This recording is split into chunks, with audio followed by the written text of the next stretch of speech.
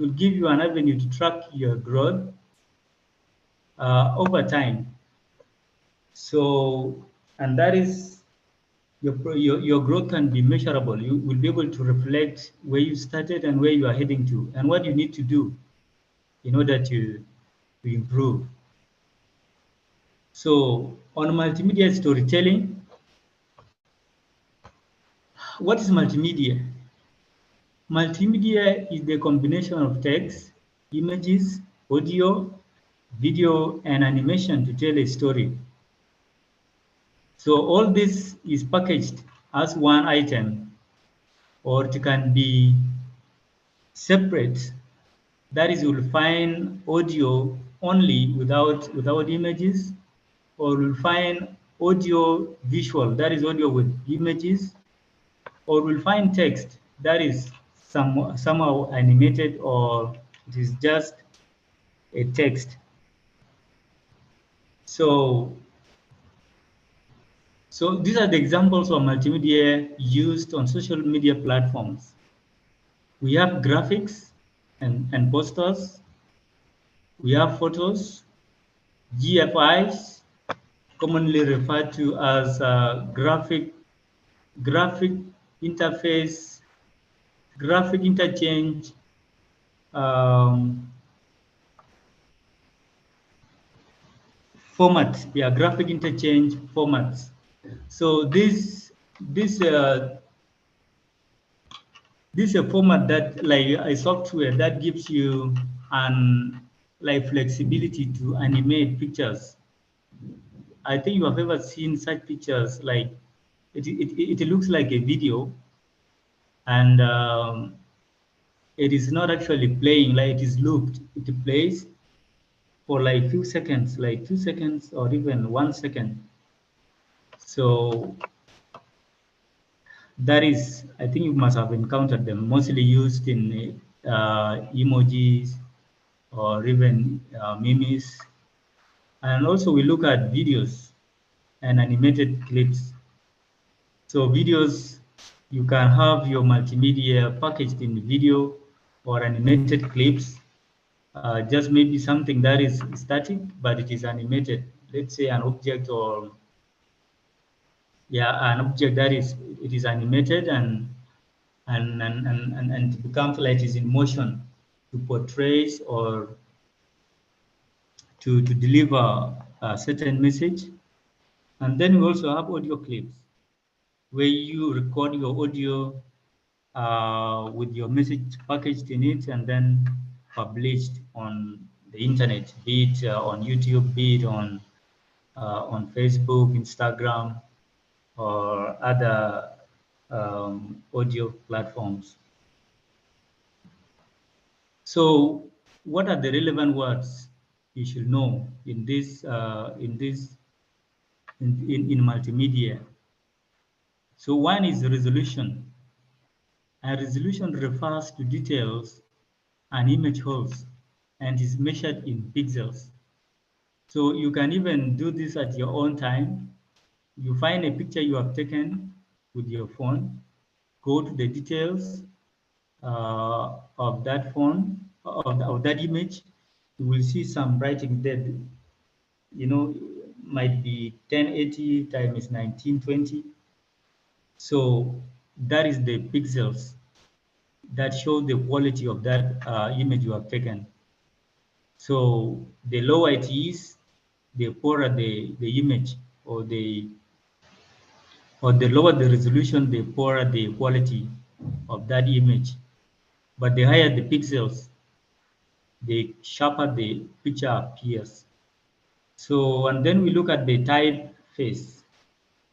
This refers to the design, appearance of letters embedded in your content. So in your video, you might decide to give the subtitles, and the design in which they appear, the typeface, the design or the appearance itself depends with what you like to put. So, and the third one is alternative text. That refers to to text that described an image and is read out to visually impaired audience. In your presentation, in your multimedia content, you might decide to put some audio or some text that can be read out to people who have visual impairity, so that they are not left out, because they are part of your audience and they need to benefit from the content you are creating online. So inclusion here is really important, so that the message is delivered to everyone. So the text is read on the screen in your video, so that this person is not able to see, but is able to hear what you are conveying in your multimedia content. So, and captions also refers to the text that describes the action or speech in a video. So that means if you don't put that caption, what you are presenting might not be clear. So you need to put the caption that describe what you are doing or the action you are taking or the speech that is going to be uh, to be shared online or the audience are going to consume. You need to have the captions placed correctly. So what are the do's and don'ts when creating multimedia? First thing is, don't present too much information. So remember, what you are packaging your content, and you need to be precise as much as you can, so that you don't lose your audience in the process. Okay, so don't put too much information that might be even to some extent contradicting itself, or might be junky to the extent of losing your concentration from or your audience losing concentration. So also you should not use too many different colors and fonts. Colors are good, but when misused, they can distract. They can turn out to be noise. They can distract your audience from concentrating, or even from staying too long to consume your content. So you have to be specific with the colors you are using. If you use different colors, also remember, colors do communicate. And if you bring different color and another different color, your audience will be confused. And a practical example is 211 check. I hope you have noticed that 211 check has been consistent with the use of its colors, and color that is in that case, which is yellow.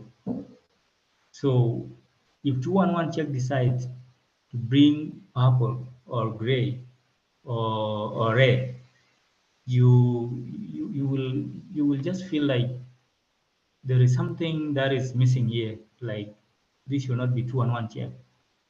So colors also portrays like they are part of you, like, so it is like a uniform, like that the organization puts on, that they are identified with. So the same thing to your content. If you differs in using, like you are not consistent in your colors, it is going to be very hard for your audience to follow and to identify your work.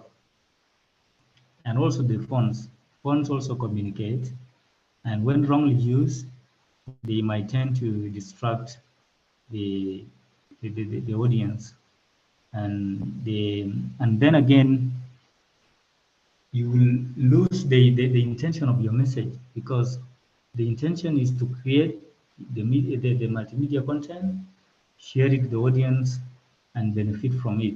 But too much colors, too many different colors and different fonts can alter your text. Are you seeing my screen?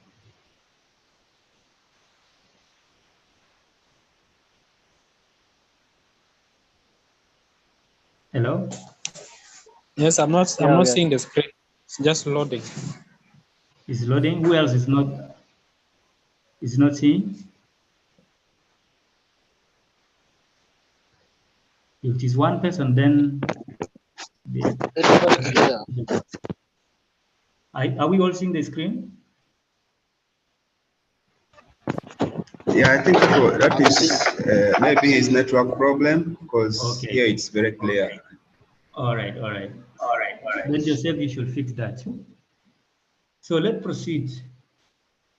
The other point here is don't use extremely loud sounds in your video or audio. This will actually distort the speech in that audio. Um, and when you're editing your audio, there is a limit you should not exceed. I think those who have ever used video editing softwares, you will see a limit, like audio limit where it marks red. So if it is red, you should just level your audio. You should not let it exceed the red level. So red means your volume is loud. So, and you have to level it to harmonize so that it doesn't distort the quality of the audio in the video. Also, you should not forget not to use copyrighted materials. Copyrighted material will cost you if you put it in your content. You can easily be sued. So once a content has a copyright, don't use it because it is someone's work, and using it will be illegal and legal measures can be taken against you. So desist from using any such content, such materials. Also, don't upload in low quality or low resolution format. Low resolution format will make your audience lose interest in you, and, and the content itself will not be so engaging. So you should always mind about the quality of the work you are uploading on the media platform. So, and the do's here are don't use consistent colors. Okay, do use consistent colors and typefaces. I touched on this earlier that you should always be consistent with the colors you use and the types of the fonts you are using. So it should not be varying, like in the same content you are changing colors and typefaces. So also do highlight the most important information. Highlight it so that it is visible to your audience, and so that it's catching. When they just look at it, is appealing and visually impressive. And also, do use the most correct image size or video length. There are so many video length depending on the media platform you are using. So a video meant for Twitter cannot actually be displayed well on Facebook or on Instagram. So be mindful of where you are going to share your content. If you are using Facebook, then there are right length of the content you are going to share so that you don't have a content that is broken, because these platforms will reject it and they only take the length the support. So, and if you had not like congest your information within that appropriate length, then most of it or even the important parts will be slashed out. So also Include captions and alternative text, as we discussed earlier in the last slide. So include captions in your multimedia so that anyone who is viewing your content is able to know this is this, and this content is about this. And also the visually impaired audience will be able to have that alternative text that give them, you know, the audio. The audio will have the text will be in audio, and you know they will be able to benefit as well. They will get what the content is about. Do consider the needs of your audience, physically impaired audiences, and that's why we are including the alternative text. Okay, so and when you are creating content, there are so many audience are different, but you are trying to grab the attention, bring them closer to what you are producing. So considering the visually impaired, considering those one who can only see but they don't, you know, they can only see but they don't listen.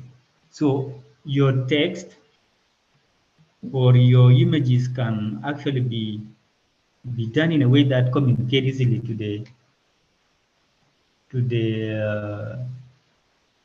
the people whose hearing is impaired. Okay, those who don't listen, the dumb, yeah, the deaf. So what are the free tools you can use to create good multimedia? So these tools are common and they are free for use. One is Anchor FM. It allows you to record your audio and distribute it. So these are free sources where you can create your content and distribute it free. One is Canva.com. Canva is so good when it comes to graphic designs, and it also includes video editing. So as a content creator, this can really be important in doing your most basic needs, basic editing, and you don't have to pay for an expert to come and do this for you. This is something that you can easily learn and work on. And we have Giphy.com. It creates GFIs, the small, like the short animated images. And we have Capwing.com to add captions to your videos. So when you need to add video captions to your video, you use this Capwing free tool. It easily give you the flexibility to add captions to your videos. So you can try out these tools at your free time. Try to see the interface they use. Try to see how you can actually establish an account on these platforms and think of a content maybe to share on them. So the media sizes to use on social media.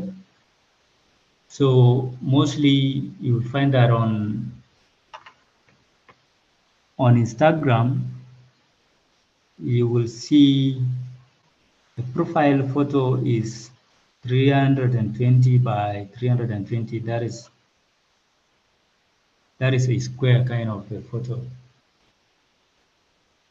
And it will appear in landscape.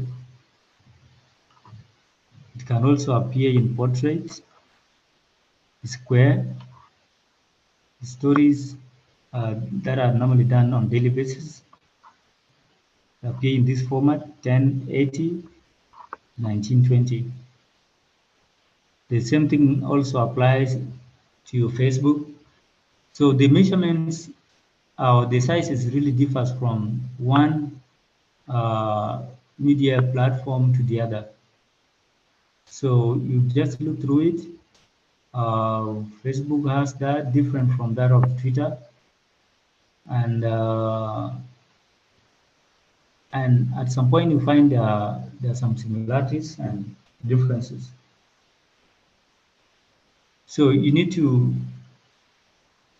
when creating content, you need to be considering these file sizes and video sizes. For social media, you will find that most of them they use MP4 for the web, and then iPhone OS, iPhone operating system, it has MOV, so and is available for all these platforms. But now the difference comes in here at the file size. For Twitter is 512 MBs, and the video length is just 140 seconds. So it is very, very a very short clip. So if you are sharing any video on this platform on Twitter, you need to compact your message clearly so that it fits within this video length. So Instagram also, it allows you to up to 4 GB file size, video file size. And at some point, it gives you up to 60 seconds. And aspect ratio is 9:16, the orientation of the video. Also, Facebook give you 1 GB up to 1 GB of the file size for upload and 20 minutes length and various aspect ratios, that is 9:16 and 16, 19. So, and YouTube also give you a file size of 1 GB and 15 minutes length and aspect ratio of 69. So these are more practical when you are doing some video contents and you want to upload them on this platform. So when you are making your content, have in mind where the medium you're going to share it on. Is it Twitter? Is it Instagram, Facebook, or YouTube? So that you don't exceed the the the default file size, or the video format, you don't bring different one. So that is more of the multimedia. But now we're looking at the audience analytics. After having your content posted on these platforms, there are audience who have engaged with you, have consumed your media, your content. So how do you analyze this audience? How do you know that your content is really doing well, it is appropriate, and how do you improve if you find that it is not performing well? So one thing that is normally put into consideration is the phrase that measure what is measure what is valuable instead of valuing what is measurable. So this means that you have to value, you have to measure what is valuable. What is that is important that you can give your audience?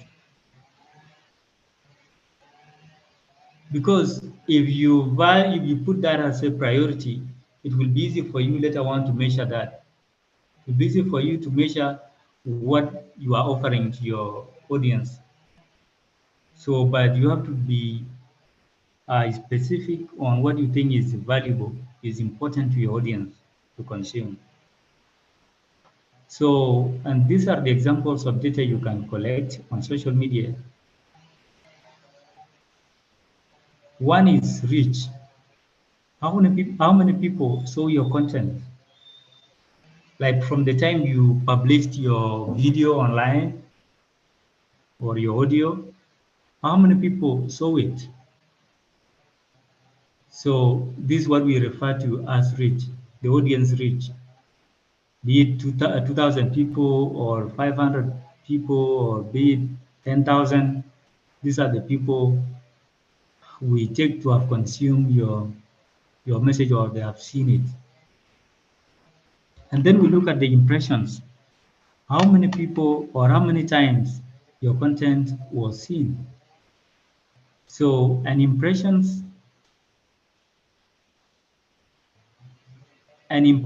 here is like it gives you statistics. It gives you statistics on people who have seen uh, your content. And then engagement also comes in as the number of clicks, replies, or shares. So this gives the interactivity of your content. If your content is really good, you see that people are replying to it, people are sharing it, people are clicking to it. So we take it now to be engaging, like your content is engaging. It involves the audience to also put their opinions on it, like the comments as well. And then the leads, it refers to the people who sign up for your content. So let's say you produce a weekly video content. So and there are people who are willing to be getting the notifications on weekly basis or anytime you publish your content. These people sign up and they will be getting alerts that you have published the content, and they will also they will have that notification and will direct them to viewing that content you have just shared. And the cost is how much you spend buying each of the above, like what you are the input you are made in making sure that your audience, you reach many audience, like vast audience, like to make sure that your engagement is going up and to make sure that many people sign up. So it is not just a simple thing as well, but it involves you to take some extra steps in making sure that you boost your content, yeah, so that you are visible or you to increase your audience reach so that you reach so many audience once you post. So you have uh, to make sure that you consider the cost of the input you are making into your content. So we talk of valuables. So you need to prioritize the leads, those people who have signed up for your content. You also need to value the engagement, the impressions, and the reach. So when you have these people, the leads who have already signed up for your content, these are the people you really value the most. You have to keep them so that you don't lose them. So you need to be consistent, like with what you give them. So if you don't give them what they need, actually they are going to leave the unsigned, yeah, and go somewhere else where their needs will be catered for. So this the priority. You need to do that, and we have free tools to use when tracking your social media data. This way you can actually see your performance. Are you doing better, or is there a drop, or is there increase in your engagement your online engagement. So these tools are free and you can use them uh, once you have your content to analyze. So one is Bitly. It helps you to know how many clicks your links get. And then we have Twitter Analytics. It helps you to know your reach and engagement on Twitter, like how many people you have reached and the engagement you have had with the audience, be it number of comments, be it number of likes. And then we also have Facebook Analytics. It helps you to know your reach, engagement, Facebook, and especially on Facebook and Instagram. And also Google Sheets. It helps you record your data and measure your change. So, and just back to the Facebook Analytics, for most of you, or for any one of you who might have been using the Facebook, the Facebook dashboard, professional dashboard, you will actually see how you perform within Facebook. You don't have to download any other app. So it is within Facebook. You go and see your contents, what you are sharing. Is it reaching many people? Like the people that are reached. It even goes to the point of giving the gender analysis, and also it gives the regions where these people are consuming your content. So it is easy for you to actually see your progression or your performance. And then these Google Sheets, we have an example here. So we said you have to prioritize your leads. So let's say in November, a certain number of people sign up, and then you recorded, and then in December, you recorded also, and then you come here, there is change. Is that change positive or negative?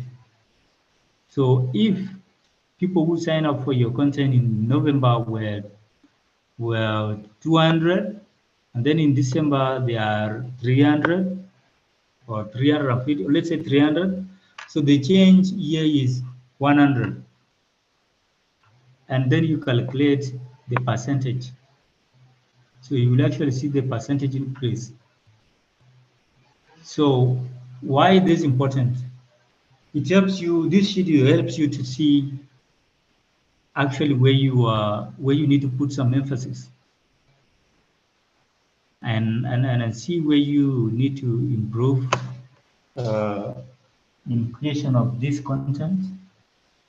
So it helps in programming. So also that same thing applies to the clicks. How many clicks have you recorded in November and December, and the change? Is it negative or positive? And also see the number of views. Is it declining in November than in December? And the number of shares, the number of direct messaging, impressions, reach, likes. This data is really important for you to program your content appropriately. Oh, so this brings us to the end of our presentation. I appreciate your time, and if there is any question or query, the floor is yours. Thank you. Over to you, Bida.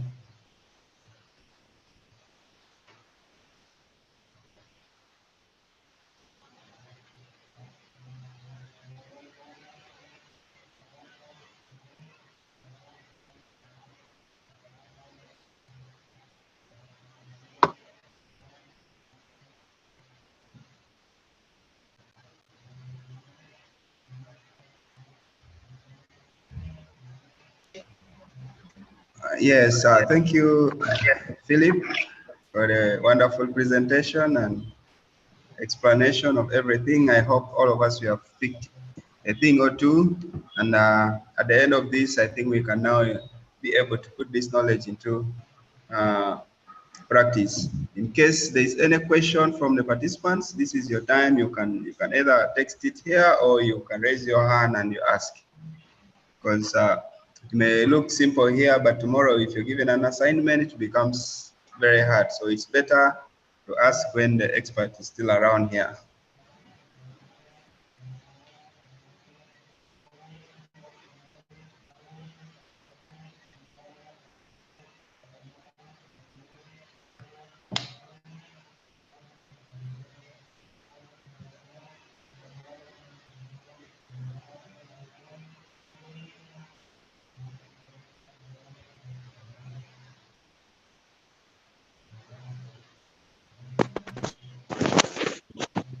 Hello. Yes. Yes, I want to ask a question. This is a presentation you have gone through. Some abbreviations that I want to ask. I used to find it a lot in social media, like DM. What is DM? DM? Yeah. Yeah, this is where we found DM. The Google Sheet. Google Sheet. Yeah. In Google Sheet, if there is DM. DM refers to direct messaging or direct messages. So it is mostly common and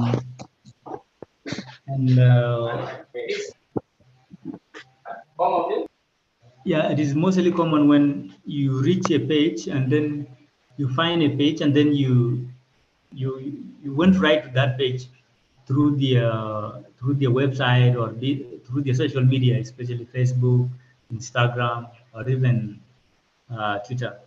So there is that button that you click, then to take you to the messaging part of that media. So I hope that is clear, Rolly.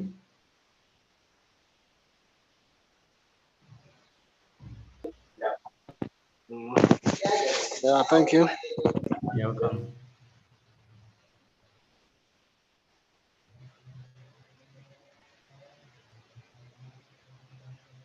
So, and just to add on that, this direct messaging or direct messages are really important for you as a content creator, because whatever the audience is saying there, you need to record it, you need to pay attention to it. It might be a contribution towards your evaluation so that you evaluate yourself on what you are sharing. So it might be a comment that they are not satisfied with the content you are sharing, or it might be a query that you should do. There is something they didn't understand. So message and it is important for you to put into consideration so that you also work toward factoring in that next time if it was something you left out in your content. So you can't ignore that. Yeah. Another thing, right? Can you take us through the practical of the free tools like Anchor? How can we use it? How can we open it? Yeah. Okay. Let me see if my machine will allow me to do that. Oh, still we have time.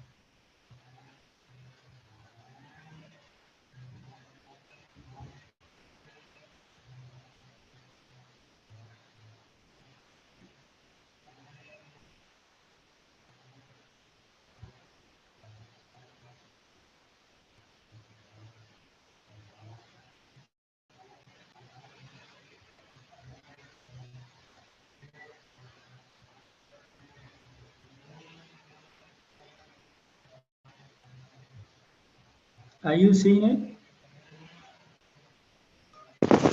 Yeah, it is clear. Yes. So this is Spotify Anchor FM. So we say it is a free tool. Okay. So what you do is get to the website and sign up. If you do not have the account itself, you will not open an account, and log in if you had open an account with them before. So, and this is just going to be more of a framework of how you should do it on the interface. So here it gives you an opportunity for you to start a podcast. A podcast is that audio you are, okay, it is more of a digital radio, okay? So you can start your podcast by creating that audio and distribute it on this particular platform. You can also monetize it so that people subscribe to get your content. So they have to pay for it. So yeah, sure. This is just the I've not created one because there's no content I'm actually working on recently about on this platform. So it can't take me any further. But if you want to sign up or you want to start a podcast, you just put your name here. You put your name here, your email, password, your date of birth, and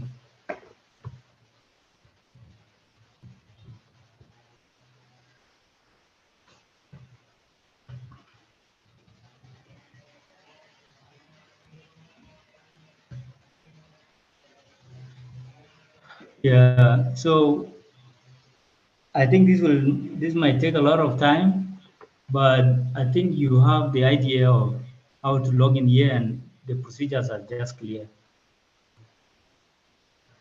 Are we are we together?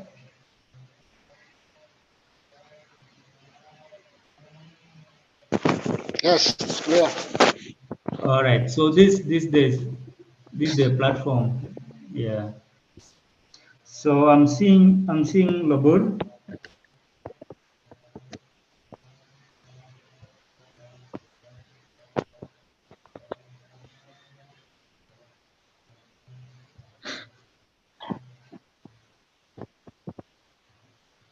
Labur.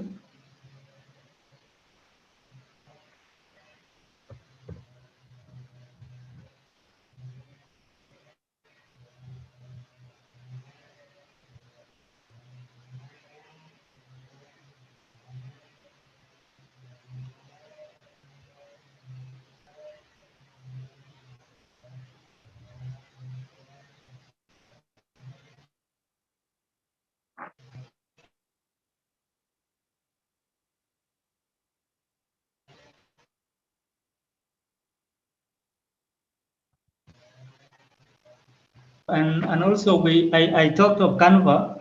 So luckily enough, I have opened my Canva account, and just give an overview of how Canva looks like, and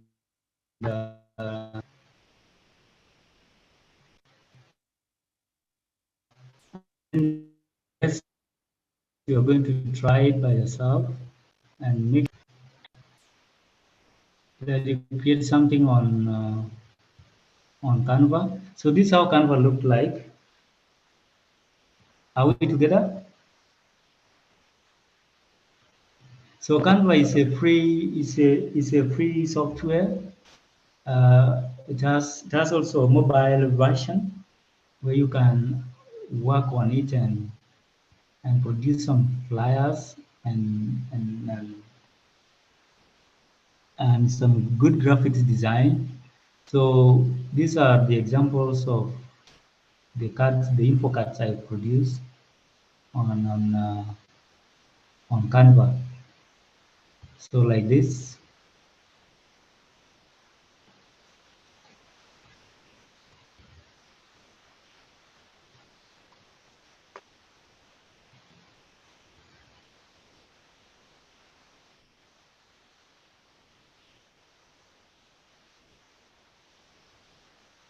Yeah, like this. So it is easy to work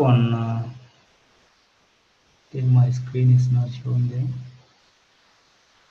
Yes. So this is how Canva look like, and this what you can actually play around with the images and the text. You know, you just drag, place them, change colors, and do them the way. It's just more of creativity, how you want your text to look like and your graphics. There are also templates. There are templates also where you can. There are templates which are ready where you can just customize them depending on what you need, and you will produce a good visually impressive content. So these are just this is the interface. This is the Canva interface. You can create, and at your own time you can create something like this. Yeah, you can create something like this. Just like have fun with Canva. Yeah, have fun with it. Just try this and that. Yeah. So this is how I created all this. So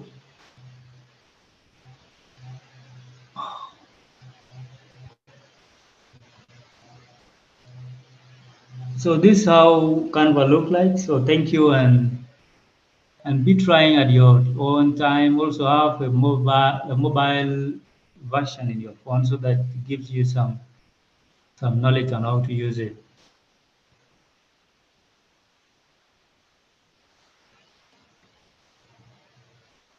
So GB, are you there?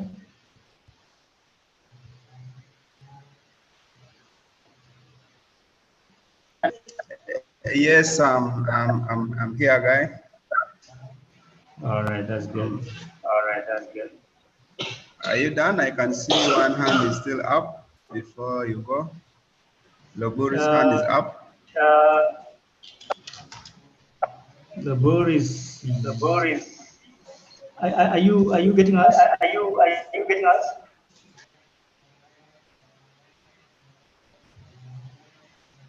They might be knocked out by the Might be knocked out network. by the network. Okay. Yeah, I think it was only him alone. If there's no any other person, yeah, we can call it a day. Thank you so much for your time, for your knowledge, for sharing everything. We appreciate and hope to meet again very soon in the next sessions. All right, thank you. Thank you. All right, to the participants, whoever has not filled the attendance. The recording has stopped. It's reshared again. I think before you go, you can give you a few minutes, then you fill in and we close the classes.